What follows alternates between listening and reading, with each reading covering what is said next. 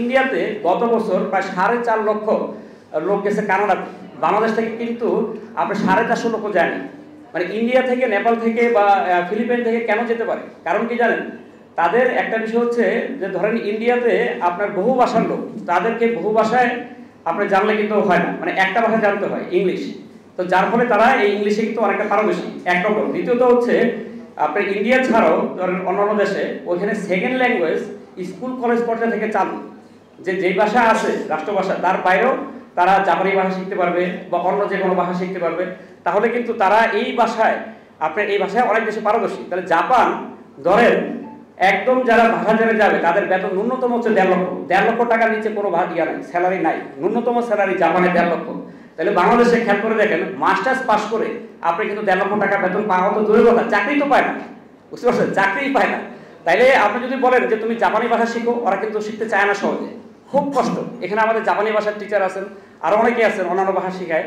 তো এখানে এই যে তাহলে কী করতে হবে, আমি এই সভা থেকে বলছি এবং আগেও অনেকবার বলছি যে এটা গভর্নমেন্টকে বলতে হবে যে শিক্ষা মন্ত্রণালয়কে যুক্ত করার জন্য, যে এখানে সেকেন্ড ল্যাঙ্গুয়েজ হিসেবে অন্যান্য ভাষা শেখানো দরকার। এখানে আপনার জার্মানি ভাষা শিখলে, জার্মানিতে এখন 8 লক্ষ লোকের চাহিদা আছে, রাশিয়াতে আছে 10 লক্ষ লোকের চাহিদা এই মুহূর্তে। তাহলে তারা, আমি বলতেছি যে ইউরোপের যে প্রায় 1 কোটি লোকের ডিমান্ড বা 85 লক্ষ লোকের ডিমান্ড, এই ডিমান্ডকে আমরা নিতে পারবো? আমরা কিন্তু পারবো না, কারণ আমাদের দেশে সেই পরিবেশ নেই, আমাদের পাইপলাইনে সেই দক্ষ লোক কিন্তু নাই। তাহলে যদি স্কুল কলেজ বিশ্ববিদ্যালয়ে সেকেন্ড ল্যাঙ্গুয়েজ হিসাবে এটা অনুমোদন দেওয়া যেতে পারে, তাহলে কিন্তু আগাইতে পারে। আরেকটা হলো আমাদের দেশে যে ট্রেনিং সেন্টারগুলো আছে, আমাদের রাবিটের একটা টেকনিক্যাল ট্রেনিং সেন্টার আছে, আমরা চাচ্ছি এটা আন্তর্জাতিক মানসম্পন্ন করার জন্য। আমরা রাবিট সবসময় বিশ্বাস করি যে শুধু কোনো কথায় নাই, যেটা আমরা বলবো, যেটা আমরা সঠিক মনে করবো, ওই কাজটা আমরা সাথে সাথে করে দেবো। এভাবে কিন্তু আমরা রাবিট আগাচ্ছি। দেখেন আমাদের কিন্তু মাত্র কয়েকদিন হয়েছে, আমরা রাবিট কিন্তু টেকনিক্যাল ট্রেনিং সেন্টার করছি, আমরা এই যে প্রবাসনের সাথে কাজ করে যাচ্ছি, আমরা একটা গবেষণা সেন্টার করছি, রাবিট বিজনেস লাইব্রেরি, এটা। তো আমি যেটা বলতে চাচ্ছি যে এই যে টেকনিক্যাল ট্রেনিং সেন্টার আমাদের বিএমইডিতে সারা দেশে অসংখ্য ট্রেনিং সেন্টার আছে, কিন্তু এই ট্রেনিং সেন্টার থেকে কোনো লোক বিদেশ যায় না। কারণ কি জানেন? কর্মী নিয়োগকারী প্রতিষ্ঠানে যেই ধরনের কর্মী লাগবে সেই ধরনের আপনার ইনস্ট্রাক্টর তো নাই এখানে, সেই সিলেবাস তো নাই। আমি আমার মতো করে একটা কাজে গেলে হবে কিনা? আমি ধরেন থাকলাম রাশিয়াতে বা আমি ইউরোপে, জার্মানিতে থাকি, আমার কোম্পানিতে আমি লোক নেব, তাহলে আমি ঠিক করবো যে আমি কী ধরনের ট্রেনিং দিয়ে নিয়ে আসবো। মানে বাংলাদেশ থেকে একজন ট্রেনিং দিয়ে দিবে আর পাঠাই দিবে, এটা তো হবে না। তাহলে আমরা বারবার বলতেছি যে কর্মী নিয়োগকারী প্রতিষ্ঠানের যে চাহিদা, সেই চাহিদা অনুযায়ী সেই সিলেবাস ওয়াইজ এইখানে ট্রেনিং দিতে হবে। আর এইখানে এই যে যিনি আমাদের ব্রিগেডিয়ার স্যার বলে গেলেন, উনি প্রায় আমাদের সাথে আসেন, কথাবার্তা বলেন। এখানে যে কেয়ার গিভার আছেন এবং মানে কোন সেক্টরে ওয়েল্ডার আছে এবং আপনার আছে, মানে ওই যে মানে সাবমেরিন ক্যাবেলের এখানে দক্ষ লোক আছে বাংলাদেশে।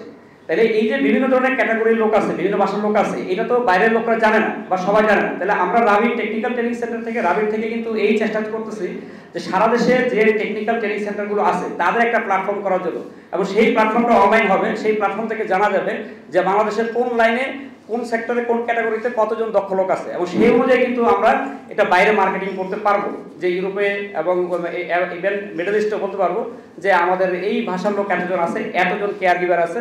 আমাদের এখানে কেয়ার গিভারের প্রতিষ্ঠানে আরও আসছে, তারা বলতেছে যে আমাদের এখানে মানে এত ভালো কেয়ার গিভারের ছেলে মেয়ে আছে এবং তারা এত শিক্ষিত, কিন্তু তাদের কোনো অথেন্টিক নাই, মানে ডিমান্ড নাই, যেটা স্যারও বলতেছিলেন।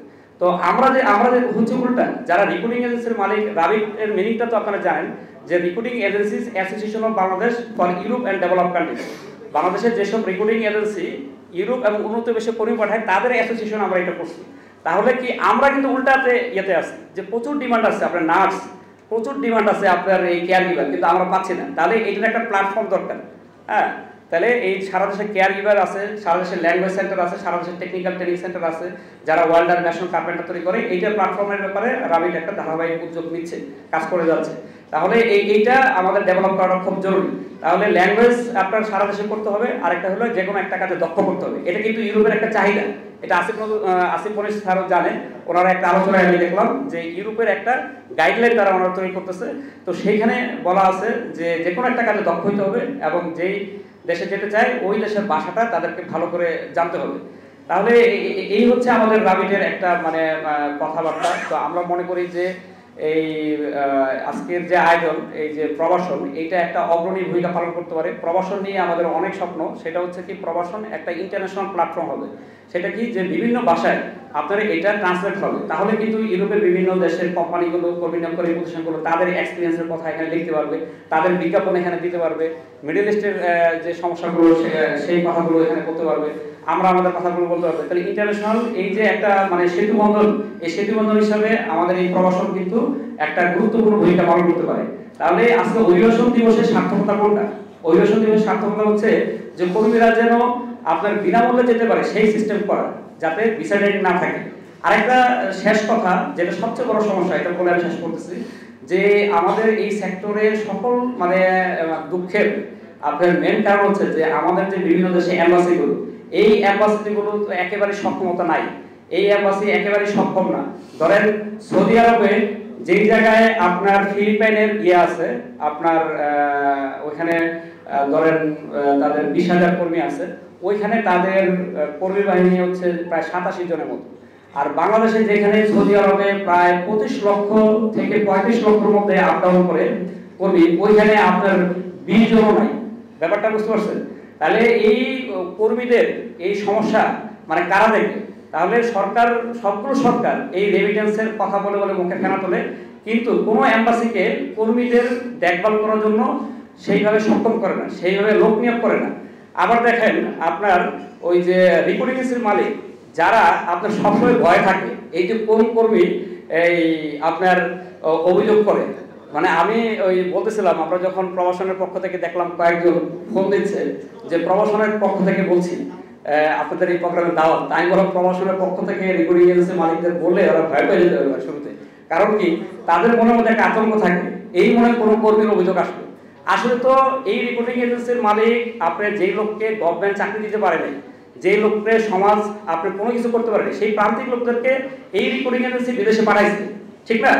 তাইলে এই রিক্রুটিং এজেন্সি যে বিদেশে পাঠাইছে তাকে তো পুরস্কৃত করা, তাকে ইয়া করা তো দূরের কথা, তাদেরকে কি বলা হয় আদর ব্যাপারে, তারা কর্মীর যত দোষ সবকিছু তাদের উপরে দেওয়া হয়। অথচ এম্বাসি কিন্তু ওই যে মালয়েশিয়াতে, ওই যে সৌদিতে আপনার বা ইউরোপে ওই কোম্পানিকে দেখে আপনার ওই এমপ্লয়ের সাথে কথাবার্তা বলে এবং তার সক্ষমতা আছে কিনা সেটাকে আপনার অ্যাটাস্টেশন দিয়ে দিচ্ছে। তাইলে ওই অ্যাটাস্টেশন যখন দেয়, তার মানে গভর্নমেন্ট ওই এম্বাসি কিন্তু তার দায় আছে, যদি কোনো কর্মী কাজ না পায়, বেতন না পায়, তাহলে ওই কোম্পানিকে তারা ধরবে, ওই কোম্পানিকে ব্ল্যাকলিস্ট করবে, ওই কোম্পানির মালিককে তারা ইয়ে করবে। তাহলে বাংলাদেশ গভর্নমেন্টের কোনো এম্বাসির আমার মনে হয় সেই সক্ষমতা নাই, সেই সাহসও নাই। তাহলে সেই কাজটা না করে এই যে মানে অসহায় রিক্রুটিং এজেন্সির মালিক এবং আরো অসহায় যে কর্মী, তাদেরকে নিয়ে একটা গেম চলতেছে। তাহলে এইটা একটা হাস্যকর ব্যাপার। মানে আমাদের দেখেন এই যে গভর্নমেন্ট যে পরিবর্তন হলো, এটা একটা বিশাল ব্যাপার। যে আপনার এই যে দুবাই আন্দোলন হলো, কর্মীরা কিন্তু ওখানে এই গভর্নমেন্টের বিরুদ্ধে আন্দোলন করতে গিয়ে তারা কিন্তু শাস্তির সম্মুখীন হয়েছে এবং আপনার রেমিটেন্স বন্ধ করে দিয়েছে। তাহলে তারা আপনার কত বেশি শক্তিশালী, কত বড় ক্ষমতা পান এই কর্মীরা। তাহলে এই কর্মীদের জন্য আমাদের কি করা উচিত, যে আপনাদের সক্ষমতা বাড়ানো উচিত। এখানে আমার মনে হয় সৌদি আরবে যদি 2000 আপনার বাড়ায় কর্মী, মানে এম্বাসিতে আপনার লেবার উইংয়ে লোকবল বাড়ায়, যারা কি করবে, যারা কর্মীদের যে কোনো সমস্যা হলে দেখবে, রিক্রুটিংসের কোনো প্রবলেম হলে দেখবে, ওই এমপ্লয়ারদের যে কোনো তারা সমস্যা করলে তাদেরকে ধরবে। তাইলে এই ধরনের অভিবাসন নীতিমালা করা উচিত। তাইলে কর্মীরাও ভালো থাকবে, রিক্রুটিং এজেন্সি ভালো থাকবে। আর ওই যে লেবার উইংয়ের কাজটা কি, লেবার উইং শক্তিশালী করবে। লেবার উইংয়ের কাজ থাকবে কর্মীদের দেখভাল করা, রিক্রুটিং এজেন্সির প্রবলেম সলভ করা। ওইখানকার কোনো কোম্পানি যদি নিয়মের ব্যতিক্রম করে তাদেরকে আইনের আওতায় আনা, তাদের মানে সংশ্লিষ্ট দেশের গভর্নমেন্টের মাধ্যমে আইনের আওতায় আনা।